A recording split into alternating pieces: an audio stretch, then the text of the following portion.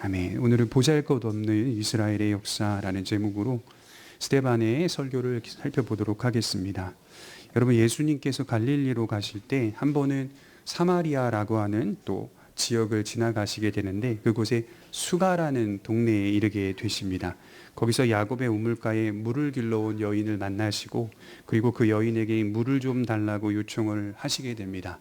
이 사마리아 여인을 의아해하면서 예수님께 이렇게 말씀을 하는 대목이 나옵니다. 보통 유대인들은 사마리아 사람들과 상종을 하지 않는데 어찌 당신은 내게 말을 거십니까? 그리고 나서 주님은 그 여인이 힘겹게 살아온 인생을 맞추게 되십니다. 그러자 여인은 주님을 선지자로 생각하며 그동안 자신이 사마리아에서 예배했던 삶에 대하여 질문을 던집니다. 그때 주님은 알쏭달쏭한 대답을 하시는데, 요한복음 4장 21절에 보면 예수님이 이렇게 여자에게 대답을 해요. 예수께서 이르시되 여자여 내 말을 믿으라. 이 산에서도 말고 예루살렘에서도 말고 너희가 아버지께 예배할 때가 이르리라. 진실로 예배하는 때가 이를 것인데 그때는 사마리아에 있는 산, 그러니까 그리심 산을 말하는 것 같아요. 사마리아에 있는 산도 아니고 예루살렘도 아닌 오직 영과 진리로 예배하는 것이고, 아버지 하나님은 이렇게 예배를 드리는 자를 찾으신다라고 말씀을 이어가고 계십니다. 이스라엘이 그동안 지켜왔던 또 믿어왔던 그런 방식의 신앙생활이 아니라 이제는 예수님을 통하여 새로운 방식의 신앙으로 이어질 것을 말씀하시고 있는 대목입니다.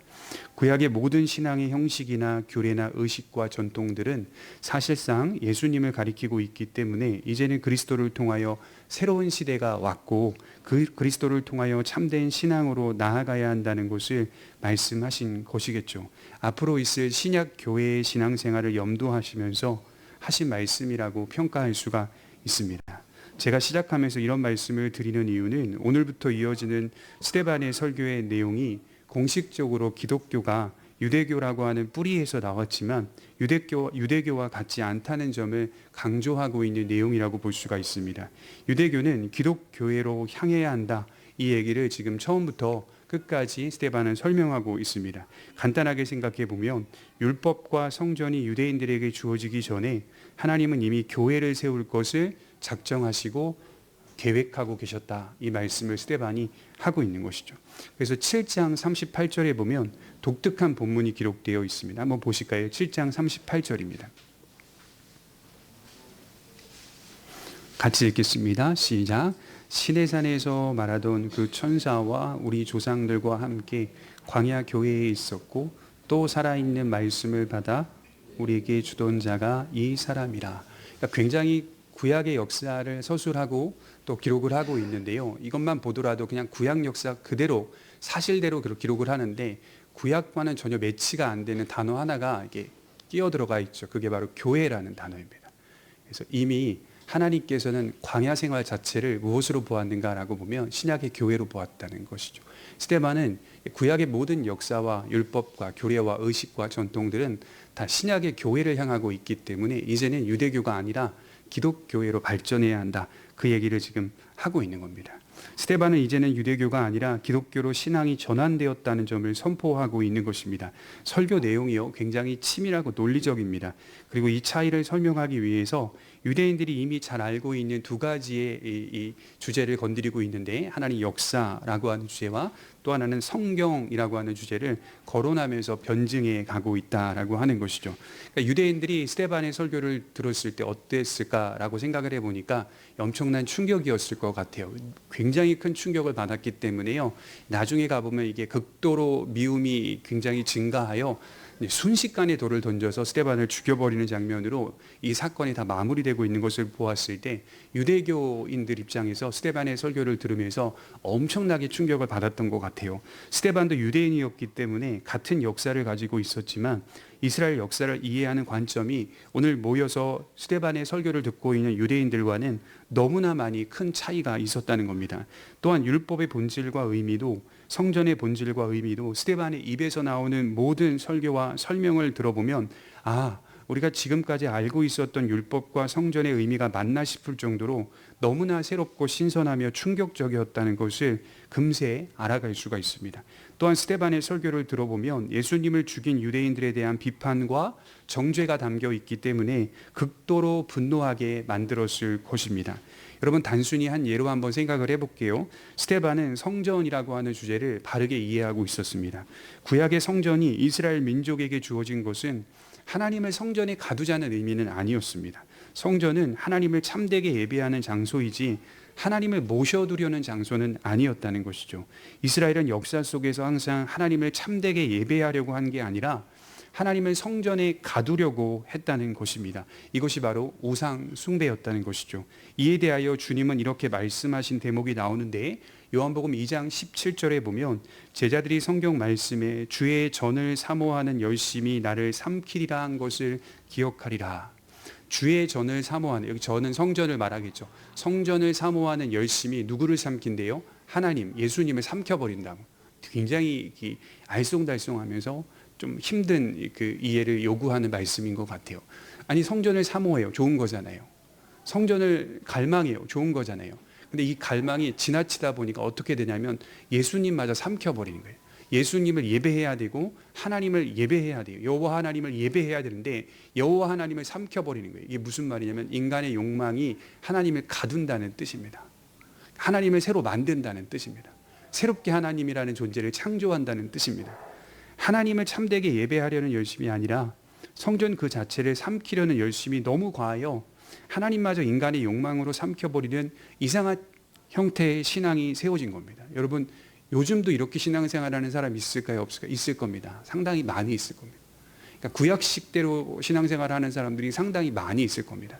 그러니까 하나님을 예배하는 분으로 서 있는 게 아니라 하나님을 예배하자라고 하는 순수한 마음으로 서 있는 것이 아니라 자기의 열심으로 하나님을 재단하는 사람들이 있거든요. 모든 게 다 자기의 헌신과 열심의 척도를 가지고 이렇게 하면 하나님이 당연히 자기를 기뻐하고 받으시겠지라고 생각하는 그런 이제 오해를 가지고 신앙생활하는 사람들이 상당히 많이 있겠죠. 더 나아가서 생각해 보면 애굽에서 나온 이스라엘 백성들이 금을 모아 황금 송아지를 만들어서 이것이 하나님이라고 불렀던 사건을 우리가 잘 알고 있습니다. 이스라엘 백성들이 자신들만의 하나님을 만들었다라고 분명히 말하죠. 스데반의 설교 가운데서도 7장 41절에 보면 황금 송아지 사건을 또 기록을 하고 있어요. 다시 말해서 성전은 하나님을 참되게 예배하는 장소이지 하나님을 모셔두려는 장소가 아니다라고 하는 것이죠. 여러분, 네팔이나 태국, 라오스, 스리랑카 같은 이런 나라들을 가보시면 각 가정에 뭐가 있냐면 개인 신당들이 있습니다. 개인 신당에 신들을 모셔두고 있는 것이죠. 그렇게 신을 모셔두는 것으로 신앙생활을 하고 있는 것을 발견합니다. 신앙의 본질과 의미로 가지 못하고 신앙의 형식과 행위의 열심으로만 신앙을 세워가는 사람들이 보통 우상 숭배자들입니다. 이게 성경이 분명히 지적하고 있는 신앙의 그런 비판이라고 볼 수가 있죠. 긴 역사 속에서 유대교의 신앙은 참으로 어리석었다는 것을 스데반이 설교 가운데 말씀을 하고 있는 거예요. 여기서 유대인들이 가진 선민의식에 대해서 좀 생각을 해보려고 해요. 여러분, 선민의식이라고 하는 건요, 본래 좋은 의미입니다. 그러니까 뉴스에 보다 보니까 이스라엘을 평가하는 이스라엘 학자가 나와서 평가를 하는데 이스라엘을 대체로 비판을 하는데 이 선민의식에 대해서 비판을 하는데요. 보통은 원래 선민의식은 긍정적인 의미로 쓰이는 이 주제입니다. 근데 그분이 잘 모르는 것 같아요. 원래 선민의식은 부정적인 의미로 쓰이는 그런 주제가 아닙니다. 유대인들에게 이 의식이 변질이 되었던 것이죠. 아주 부적절하게 변질이 되었는데 특별의식과 같은 것으로 이해되기 시작했습니다. 우월의식과 같은 것으로 이해되기 시작했습니다. 자신들만이 특별하다고 여기는 이해, 선택받은 민족이라는 것이 우월감에 빠지게 만들어서 다른 민족들은 열등하게 여기고 자신들에게 어떤 선택을 받을 만한 자신들 안에 어떤 고려할 만한 요소가 있는 것처럼 여기는 이런 태도가 변질된 선민의식입니다. 그래서 유대인들이 사마리아인들을 상종하지 않았다는 표현이 공감이 되는 거죠. 선민의식에 빠져있는 실예를 볼 수 있는 대목인 겁니다. 하지만 본래적 의미에서의 선민의식은 이런 겁니다. 그것은 은혜의 빚진 자로 이해하는 선민의식입니다. 보잘것없는 나를, 이런 민족을 긍휼히 여기셔서 선택하셨다는 사실에 진심으로 감사하고 찬송하며 그 은혜를 높이는 것이 하나님이 이스라엘 백성들을 선택하신 선민의식의 긍정적인 의미라고 볼 수가 있겠죠. 이게 바로 성경이 가르치는 선민의식이에요. 이런 신앙을 가진 성도는 항상 긍휼히 여기고 섬기며 사랑하고 존중하는 삶을 살려고 노력할 겁니다. 여러분, 성경 읽어보면 이스라엘에 대한 선민의식이 정말 잘 적용되고 있는 대표적인 인물이 한 분이 나오는데, 그분이 누구냐면 보아스입니다. 보아스. 룻기를 읽어보면 보아스는 하나님이 이스라엘을 선택하셨다는 것을 우월감에 빠지거나 특별의식에 빠져서 생각하는 것이 아니라, 이런 우리를 선택하셨다라고 하는 차원에서, 나는 하나님의 은혜에 빚진 자라고 하는 차원에서 인생을 꾸려가고 있는 인물을 볼 수가 있는 것이죠. 보아스는 어떤 사람입니까? 항상 하나님의 은혜 앞에 빚진 자로 서 있어서 긍휼이 많은 사람으로 기록되어 있습니다. 사랑이 많은 사람으로 기록되어 있습니다. 불쌍히 여기는 사람으로 기록되어 있습니다. 그런데 이 사랑과 긍휼, 이런 것들이 왜 나오는가라고 하는 것을 추적해 보면, 보아스는 자기 의 때문에 나왔다라고 말하지 않고 하나님께서 비천한 우리 또한 돌보셨기 때문에 우리가 다른 이들을 돌보는 건 당연하다, 이렇게 얘기를 한 거죠. 이게 보아스가 가진 선민의식이다라고 볼 수가 있겠죠.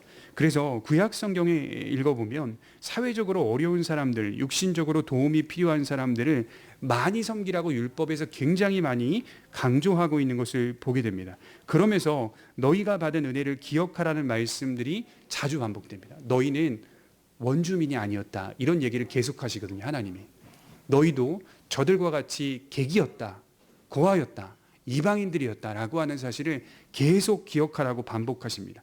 애석하게도 스데반이 볼 때 당시의 유대인들은 우월감에 빠져 있었던 겁니다. 건전한 선민의식이 아니라 교만한 선민의식을 가지고 있었다는 거죠.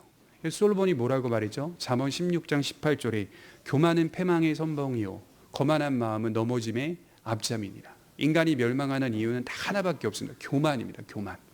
교만은 항상 선봉에서요. 무엇의 선봉이죠? 패망, 멸망의 선봉에서입니다. 인간은 항상 교만했다, 교만한 모습이다라고 하는 것을 솔로몬이 강조하고 있죠. 지금 이스라엘이 그렇다는 거예요. 지금 유대인들이 그렇다는 거예요. 그래서 그런 모습들을 평가하며 스데반은 지금 아주 긴 설교를 시작하려고 하고 있습니다. 이 설교는 전체가 역사를 요약하는 내용으로 구성되어 있어요. 돌아가셔서 7장 1절부터 쭉 읽어보시면 이해하기가 상당히 좋을 겁니다. 이스라엘 전체 역사를 스데반이 요약을 하고 있어요. 그리고 이 역사를 이야기하면서 그 중심에 이스라엘의 잘못된 신앙과 무지와 불신을 꾸짖고 있다는 것입니다. 그리고 결국 이스라엘의 역사가 향하는 곳은 약속이었다는 점을 부각합니다. 그러니까 선민의식이었다는 것을 부각하는 것이 아니라, 하나님이 이스라엘을 선택하셨는데 왜 선택하셨는가? 약속을 주시려고 라고 하는 측면인 겁니다. 그 약속을 부각하고 있어요. 그 약속은 예수 그리스도였다. 모든 믿음의 조상들은 다 이 약속을 바라보며 산 사람들일 뿐이라는 거죠.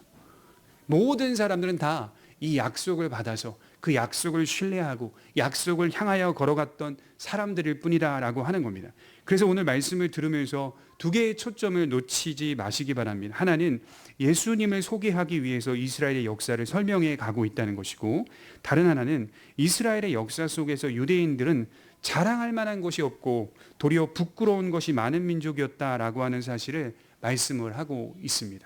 그 두터운 불신의 껍질을 도려내야 진정 올바른 신앙으로 나아갈 수 있다라고 말씀을 하는 것이죠. 제가 오래전에 아이들과 수족관에 간 적이 있었는데요. 거기서 이제 대형 육지 거북이를 보았습니다. 정말 엄청 크고 엄청 오래 살았다라고 하는 것을 들었어요. 체험을 할 수가 있어서 등껍질을 이제 만져보기도 했습니다. 그래서 등껍질만 만져봐라 그러면 이제 사람이 또 호기심이 생겨서 또 얼굴도 만지작 안 볼 때 하고, 얼마나 얼굴도 어떻게 느낌이 어떨까 만져보기도 하고 등껍질도 만져보기도 하고, 이게 엄청 두껍고 단단한 겁니다. 근데 거북이 등껍질이 이제 그분이 설명하기는 이렇게 말하는 거예요. 그냥 두꺼운 게 아니라 긴 세월이 축적되면서 더 두꺼워졌다는 거예요. 긴 역사가 축적되면서 껍질이 더 두꺼워졌다는 거예요. 그러니까 오늘 말씀을 준비하면서 그런 생각이 들었어요. 두껍고 단단한 거북이 등껍질처럼 이스라엘의 죄악과 불신도 긴 역사를 거치면서 더 두텁고 탄탄하여졌다라고 하는 것을 볼 수가 있죠. 이스라엘의 역사는 불신의 역사이고 죄악의 역사였습니다. 때때로 그들을 올바르게 인도할 인물들을 하나님께서 보내셨죠. 7장 52절에 그들을 인도하시기 위해 여러 의인들을 보내셨는데 그들은 오히려 핍박하고 죽였다라고 말씀을 하고 있죠. 하나님의 은혜 역시 거부하였습니다. 그렇게 쌓여서 두터운 불신의 껍질을 형성한 것입니다. 스데반은 이 두터운 불신의 껍질을 도려내기를 간절히 원했던 거죠. 그러니까 공의 앞에서 기회다 이렇게 생각했던 것 같아요. 내가 체포되었지만 이거 기회다. 기득권 세력들도 있고 대제사장, 장로들, 서기관들, 바리새인들 다 있으니까 이거 기회다. 복음을 전할 수 있는 아주 중요한 기회다. 공개 재판이잖아요. 공개적으로 수많은 유대인들도 있습니다. 이 불신의 껍질을 도려내기를 간절히 원했던 겁니다. 잘못 읽게 되면 스데반이 유대인들을 지나치게 비판하고 정죄한 것처럼 보이지만 사실은 그들을 미워하지 않았습니다.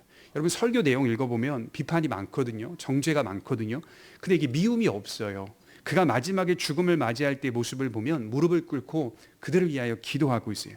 여전히 자신의 민족인 유대인들을 사랑하고 불쌍히 여기고 있었다는 증거가 기록되어 있는 겁니다. 그는 돌에 맞아 죽어가면서 무릎을 꿇고 이렇게 기도했어요. 주여 이 죄를 저들에게 돌리지 마옵소서 하고 자니라. 60절에 그렇게 말하고 있어요. 이것은 그가 자신의 동족인 유대인들을 사랑하고 있었다라고 하는 뜻입니다. 회개하기를 바랬던 것이죠. 또한 여러분 스데반은 순교를 예상하고 있지 않았습니다. 그러니까 잘못 보시는 분들은 애초에 스데반이 순교를 예상하고 이런 말씀을 전했다고 생각하는데 아닙니다. 스데반은 순교를 예상하고 있지 않았어요. 사실상 스데반은 죽고자 공의 앞에 선 것이 아니라 온전한 삶이 무엇인지를 드러내 준 것뿐입니다. 어떤 상황에서도 예수님을 부인하지 않고 산다는 것이 무엇인지를 보여준 거예요. 그의 죽음은 보시다시피 매우 갑작스러웠고 그 역시도 자신이 죽을 것이라고 생각하지도 못했습니다. 보시면 대중들의 순간적인 분노와 극도의 미움이 겹쳐서 갑작스럽게 죽음을 맞이하고 있는 모습으로 기록이 되어 있습니다. 57절에 보면 일제히 소리를 지르고요. 귀를 막고요. 그를 막 끌어당기기 시작해요. 갑자기 대중이 극도의 미움으로 변화되기 시작하고 있는 것을 볼 수가 있죠. 스데반조차도 이런 반응이 나타날 것이라고 생각하지 못했다는 겁니다. 그래서 우리는 온전한 삶이 무엇인지를 배우게 되는 것이죠. 복음을 전하는 것만이 온전한 삶이 아니라 새 생명을 가진 자의 모습은 이 세상의 큰 흐름에 의해서 좌지우지되지 않고 제 길을 갑니다. 성도는 제 길을 간다 이런 책도 있거든요. 성도는 어떠한 상황에서도 그냥 제 길을 가는, 묵묵히 제 길을 가는 사람들이 성도라고 하는 것이죠. 고요하고 평온하며 침착하고 진지합니다. 그리고 모든 삶을 주님께 맡깁니다. 저는 요즘은 그런 생각을 많이 하거든요. 믿음이 좋다는 게 뭘까?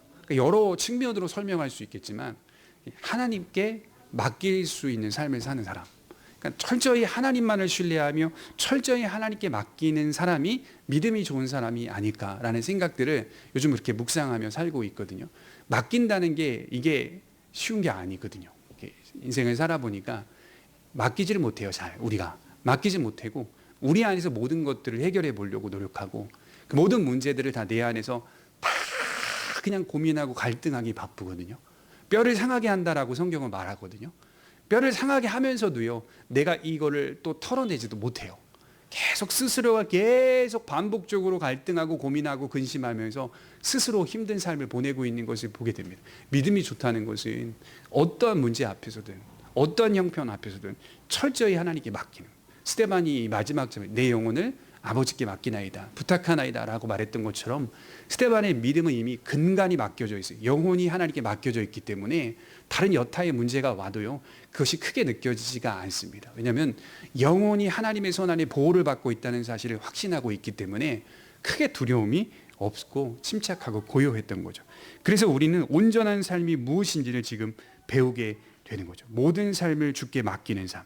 믿음은 하나님께 나의 영혼을 맡기며 하루하루를 온전하게 살아가는 것일 겁니다. 스데반은 그 삶을 우리에게 똑똑하게 보여주고 있는 것입니다. 이제 스데반의 설교를 살펴보면 그는 제일 먼저 아브라함과 영광의 하나님을 소개하고 있어요. 우리 2절에 보시면 설교가 이렇게 시작됩니다. 2절입니다. 같이 읽겠습니다. 시작. 스데반이 이르되 여러분 부형들이여 들으소서. 우리 조상 아브라함이 하란에 있기 전에 메소포타미아에 있을 때 영광의 하나님이 그에게 보여. 왜 아브라함으로 시작을 할까요? 왜 아브라함일까요? 이스라엘의 아버지이기 때문이죠.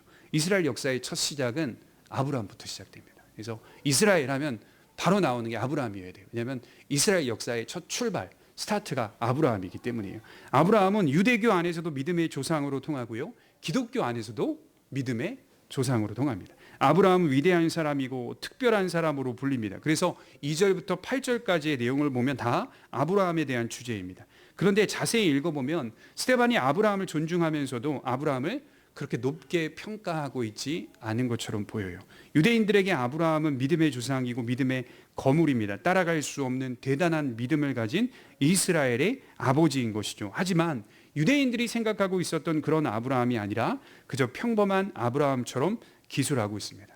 여러분, 보통은 아브라함을 설명한다면 빼먹지 말고 기록해야 될 사건이 하나 있죠. 창세기 22장의 모리아산 사건.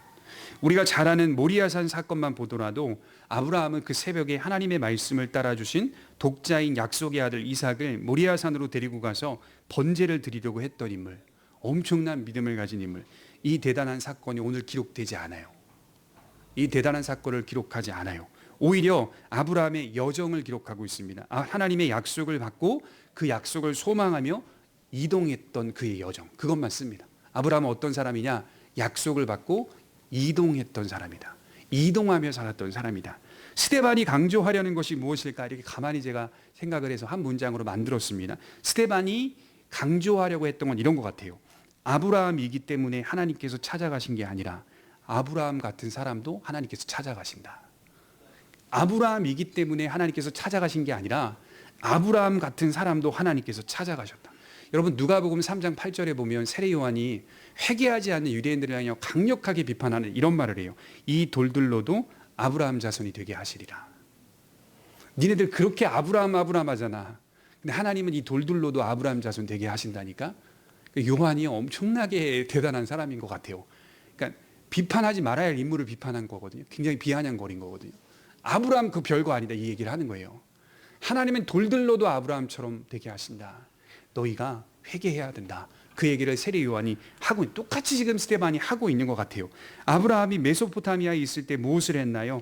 여호수아 24장 2절에 보면 그는 우상 숭배자였고 우상을 만드는 가업을 이어가던 사람이었습니다.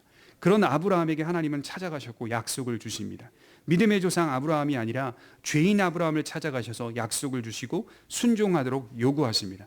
물론 아브라함의 순종은 높이 평가받을 수 있는 내용이에요. 그렇다 하더라도 아브라함의 승리는 아브라함 자신이 가진 믿음 때문이 아니었다는 것을 강조하고 있는 거죠. 아브라함 인생의 승리는 누구 때문이었다는 거예요? 아브라함 때문이 아니었다는 거예요.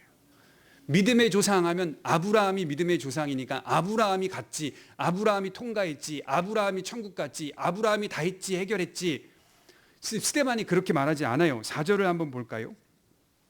4절에 보시면 아브라함이 갈대아 사람의 땅을 떠나 하란에 거하다가 그의 아버지가 죽음에 하나님이 그를 거기서 너희 지금 사는 이 땅으로 옮기셨느니라.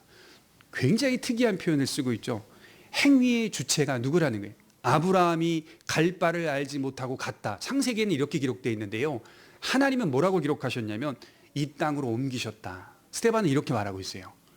아브라함이 갔다. 이렇게 되면 아브라함에게 주목할 수 있잖아요. 스데반은 그 기록을 쓰지 않아요. 스데반은 하나님이 지금 사는 이 땅으로 어떻게 했다? 옮기셨다. 성경을 보면 행위의 주체가 하나님이시라고 표현하고 있습니다. 하나님께서 아브라함을 옮기셨다라고 기록하고 있어요. 아브라함이 갈 바를 알지 못하고 갔다가 아니라 하나님께서 그런 그를 옮기셨다라고 표현을 하고 있어요. 그래서 스데반은 이스라엘의 역사는 그렇게 위대하게 시작된 게 아니라는 점을 부각하고 있습니다. 너네 위대하다고 생각하잖아. 아브라함 하면 위대하다고 생각하잖아. 그런데 따지고 보자고 아브라함도 보잘것없는 사람이야. 그렇게 시작하지 않았어. 건강한 선민의식을 갖고 있죠. 정말 위대한 것은 뭐라고 말합니까? 영광이 하나님이 그에게 보여. 이게 위대하다는 거예요. 지금 그거 강조하는 것 같아요. 제가 볼 땐 영광이 하나님이 보잘것없는 우리를 찾아오셔서 약속을 주시고 우리를 지금 여기까지 이끌어 오셨다, 옮기셨다, 그 얘기를 하는 거예요. 오직 스데반의 눈에는 영광의 하나님만 보이는 겁니다. 그래서 스데반은 신성모독자가 아닙니다. 그래서 아닌 거예요. 왜냐하면 누구보다도 하나님을 높이고 있어요. 유대인들에게 신앙의 핵심은 어쩌면 아브라함이었을 겁니다. 여호와만을 강조하고 있는데요. 마음은 뭐였냐면 아브라함이었다니까요. 유대인들은.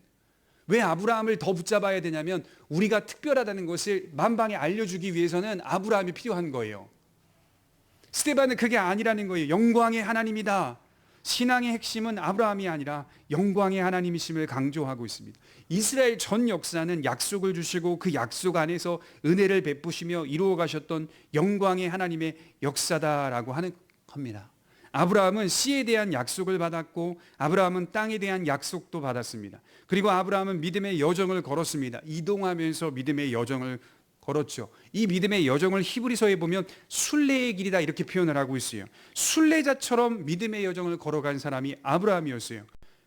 오늘 모든 신자의 길도 똑같다는 거예요. 우리는 그저 지금 우리의 현실 속에 순례의 길을 걷고 있을 뿐이다. 여러분, 우리가 순례자로 인생을 걸어도요, 얼마나 흔들릴 때가 많습니까? 흔들리지 않고 신앙생활을 할 수 있는 사람이 여기에 누가 있겠어요?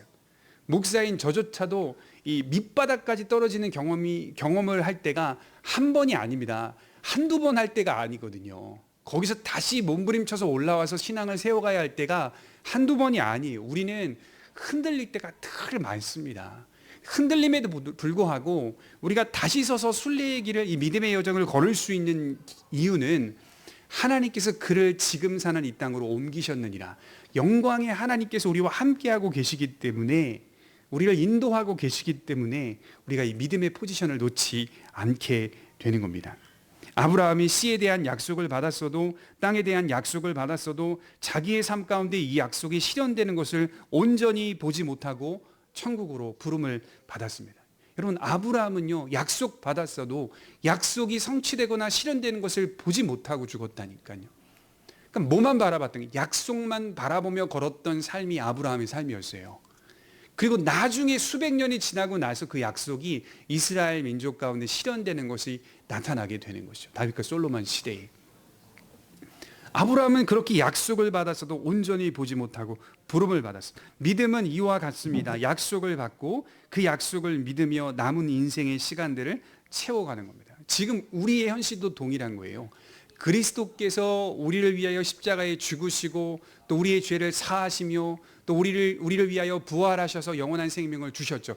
끝난 게 아니죠. 약속은 계속 남아 있어요. 계속 우리가 가야 할 곳, 우리가 마지막으로 향해야 할 곳, 마지막 영화로운 상태가 될 그곳을 바라보면서 우리가 계속 걸어가고 있는 겁니다.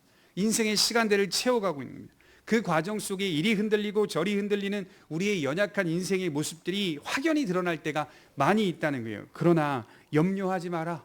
영광의 하나님이 우리에게 보이신다. 우리와 함께 하신다. 우리에게는 영광의 하나님의 신실하심이 있다는 사실에 위로가 되는 겁니다. 약속을 바라보고 인내하며 살아가는 모든 주의 자녀들에 대한 보호와 인도, 그리고 함께 하심이 있다는 겁니다. 방식이 사람마다 다양하게 나타날 수 있겠지만 하나님은 아브라함을 지키신 것처럼, 아브라함을 옮기신 것처럼 우리를 지키시고 우리를 옮기신다라고 말씀을 하고 있는 것이죠. 그러니까 저와 여러분들에게도 이렇게 적용해 볼 수가 있죠. 우리가 믿음을 가지고 선다, 우리가 믿음을 가지고 간다, 이게 아니래요. 하나님이 우리를 옮기실 것이다, 이렇게 믿으시면 좋을 것 같아요. 우리의 매 순간 매 삶 가운데 우리가 붙잡아야 할 것은, 우리가 담대하게 믿음으로 간다가 아니라 하나님이 우리를 그의 신실하심으로 옮기신다. 우리는 이리 변하고 저리 변할 때가 너무 많은데 하나님은 우리를 지금도 여전히 옮기시고 계신다. 여러분, 같은 맥락으로 요셉을 한번 생각해 봅시다. 8절에 보시면 이어서 요셉이 등장하는데요, 우리 8절부터 10절입니다. 할례의 언약을 아브라함에게 주셨더니 그가 이삭을 낳아 여드레 만에 할례를 행하고 이삭이 야곱이 우리 12조상을 낳으니라. 여러 조상이 요셉을 시기하여 애굽에 팔았더니 하나님이 그와 함께 계셔 그 모든 환난에서 건져내사 애굽 왕 바로 앞에서 은총과 지혜를 주시매 바로가 그를 애굽과 자기 온 집의 통치자로 세웠느니라. 아브라함을 통하여 야곱이 태어났고, 가계도를 말하는 거죠. 야곱은 12명의 조상을 낳았습니다. 그리고 그 가운데 요셉이 태어났으며 요셉은 여러 조상들의 시기를 받아서 애굽으로 팔려갑니다. 여기 보시면 좀 독특한 표현이 나오는데요, 형들의 미움과 시기를 받아라고 기록을 하는 것이 조금 더 바람직한 기록 같은데요, 그렇게 스데반은 설명하지 않고요, 여러 조상들이 요셉을 시기하여라는 표현을 쓰고 있습니다. 구절이 그렇게 말하죠. 이스라엘의 조상을 말하고 있는 건데요, 이 야곱의 12명의 아들들이 결국에는 이제 이스라엘의 조상이 되잖아요. 이 조상들을 보라는 거예요. 형들을 보라는 게 아니라 너희 이스라엘 조상들을 보자. 한번 따져보자. 평가해보자. 뭐냐? 이들이 신앙과 전혀 무관한 삶을 살았다. 이 얘기를 하는 겁니다. 이들이 전혀 정말 칭찬받을 만한 행동을 한 게 아니라 부끄러운 행동. 무슨 부끄러운?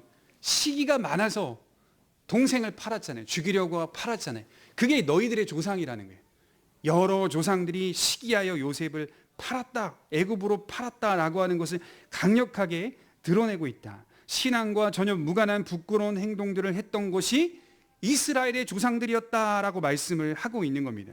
그런데 영광의 하나님의 신실하심은 여기에서도 또 작용했다라고 말씀을 합니다. 하나님은 요셉을 환난에서 구해내셨고 요셉에게 지혜와 바로의 총애를 주었으며 요셉을 애굽과 바로의 왕실을 다스리는 총리로 삼았다라고 말씀을 하고 있는 것이죠. 본문에 보면 바로가 그를 총리로 삼았다라고 기록을 하고 있지만 헬라어 원문에 보게 되면요, 헬라어로 직역을 해보면 모든 행위의 주체가 하나님인 것으로 기록되어 있습니다. 하나님이 청해하여 그를 총리로 삼았다, 이렇게 기록되어 있어요. 온 땅에 기근이 일어나자 먹을 것이 없어서 요셉의 형들은 애굽으로 곡식을 구하러 찾아가죠. 처음에 형들은 요셉을 알아보지 못합니다. 창세기 42장 8절에 보면 처음 요셉과 대면할 때에는 알아보지 못해요. 요셉은 이미 죽었다라고 생각을 하고 있습니다. 요셉은 버려진 자와 같았습니다. 두 번째로 애굽을 방문했을 때 요셉은 자기의 정체와 격상된 신분을 형들에게 알려줍니다. 그제서야 비로소 알아보게 되는 것이죠. 네가 정말 요셉이냐? 너가 정말 내 동생 요셉이냐? 그제서야 알아보게 돼요. 스데반이 일부러 요셉의 이야기를 꺼낸 것은 짐작하건대 요셉의 이야기가 예수 그리스도의 사건과 매우 닮았기 때문입니다. 형제들에게 버림받은 자 요셉은 버림받은 예수님을 떠올리게 만듭니다. 형들이 요셉의 정체와 신분을 알아보지 못하는 장면은 유대인들이 예수님을 알아보지 못하는 것을 연상케 합니다. 그리고 격상된 요셉의 정체와 신분을 깨닫게 된 후에 모든 가족들이 화해한 것으로 이야기가 끝이 나듯이 비록 형제들의 악한 행위가 있었으나 그것은 용서받지 못할 행위가 아니요 오히려 회개하고 인정하며 나아갈 때 더 큰 은혜를 경험했던 것처럼 유대인 너희들도 이제라도 예수 그리스도를 올바로 받아들이고 믿기를 간절히 바랬던 것입니다. 스데반의 설교 가운데 핵심은 아브라함도 아니요 요셉도 아니요 아름다운 신앙을 이야기하기 전에 하나님의 약속과 하나님의 신실하심이 있었다라고 하는 사실을 강조하고 있는 것이죠.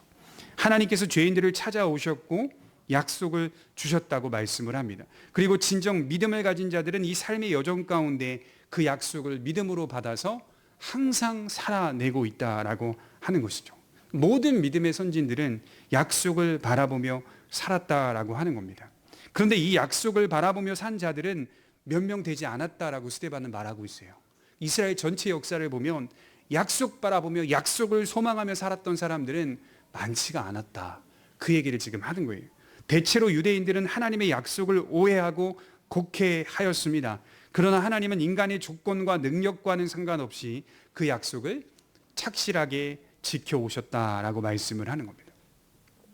여러분, 이스라엘의 역사를 보십시오. 이스라엘 역사를 보면요, 사실은 아브라함에게 주어진 그 약속이 성취가 불가능한 역사예요, 사실은. 왜냐하면 이 콩가루 집안이거든요. 처음부터 굉장히 뒤죽박죽으로 콩가루 집안이 돼가지고 이스라엘 전체 역사가 유대인들은 믿을만하지 못하다라고 하는 것을 계속 강조하고 있기 때문에 어떻게 아브라함에게 주신 그 약속이 성취가 가능할까? 이걸 처음부터 저 같은 목사 입장에서는 아브라함 이야기를 다시 읽어보면 사실은 이게 불가능한 일 같거든요.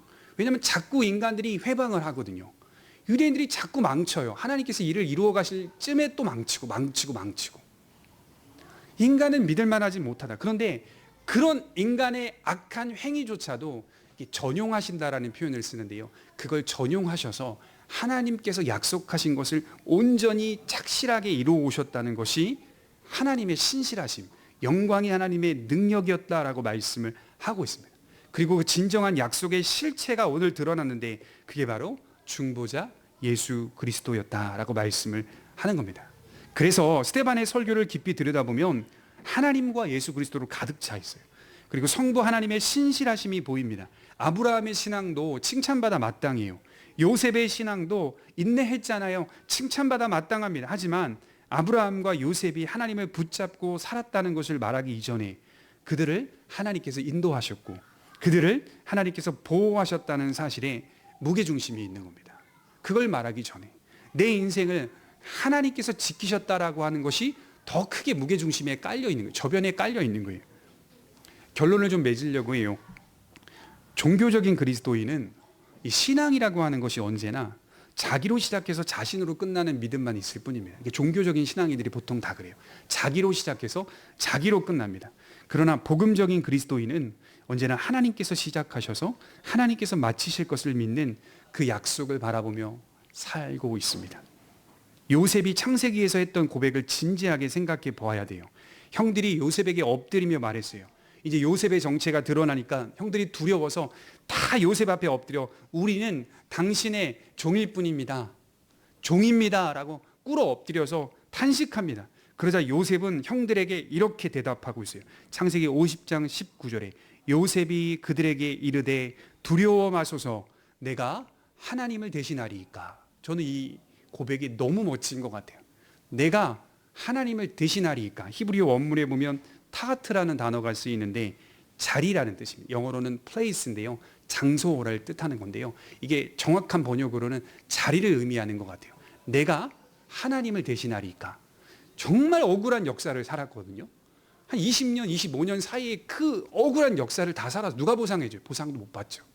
그 역사를 살았음에도 불구하고 요셉이 형들을 바라보며 한 말은 두려워 마소서 내가 하나님을 대신할 수 있겠습니까?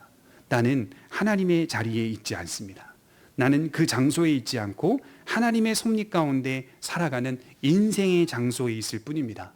그저 나는 하나님의 자리를 인정하며 살았을 뿐입니다. 그리고 하나님은 악을 선으로 바꾸셔서 구원하셨고 오늘과 같이 많은 백성의 생명을 구원해 주셨습니다.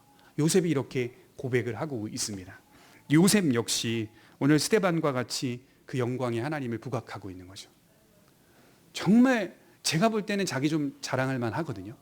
내가 형들 어떤 삶을 살았는데 당신들이 나를 버려가지고 팔려가서 보디발 장군 집에서 새빠지게 일하다가 겨우 신임을 얻었는데 그 아내가 또 음해해가지고 수년 동안 감옥에 갇혔고 또 고통받다가 내가 술 맡은 간원장 빵 굽는 간원장들을 꿈 해석해줘가지고 좀 기억해달라고 했는데 이놈들이 또 기억도 안 하고 거기서 계속 그 자리에서 고통받다가 겨우겨우 여기까지 왔다. 믿음 때문에 이 정도는 좀 말할 수 있어야 되지 않겠습니까? 한마디도 그런 말을 해요. 두려워 마소서 내가 하나님을 대신하리이까. 하나님만을 부각하고 있습니다. 그것이 바로 신앙인들이 갖고 있는 공통된 모습입니다. 복음적인 신앙인은 이렇게 자기로 시작해서 자기로 끝나는 것이 아니라 하나님으로 출발해서 하나님이 마치실 것을 믿으며 살아가는 겁니다. 우리는 그 영광의 하나님이 오늘도 우리에게 약속을 주시고 그 약속을 따라 살아가도록 이끌어 가신다는 것에 감사하셨으면 좋겠습니다. 기도하겠습니다.